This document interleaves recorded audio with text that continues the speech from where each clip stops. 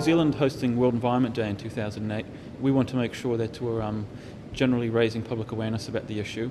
At the moment, we have in Parliament a emissions trading regime bill, which will put a price of carbon through the economy.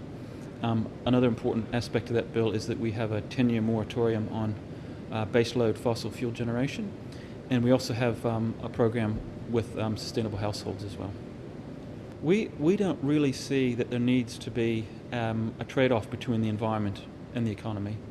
The ideal situation is that we're using, in the case of New Zealand anyway, we want to use the environment as an economic advantage. We have a biophysically based economy that's centered around agriculture and tourism, and we certainly see if we can get that right from a clean and green point of view, that that's actually an economic advantage for us.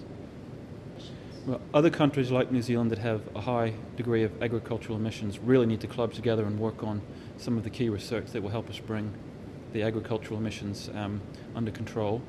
There's some work to do on that. We have a greenhouse gas consortium that we've been leading, and it will take a big research effort to come through with some of those breakthrough strategies, but we think if there's a price of carbon on agriculture, that absolutely provides the kind of incentive for people to invest in those discoveries and that sort of research and development and the breakthroughs that are needed there.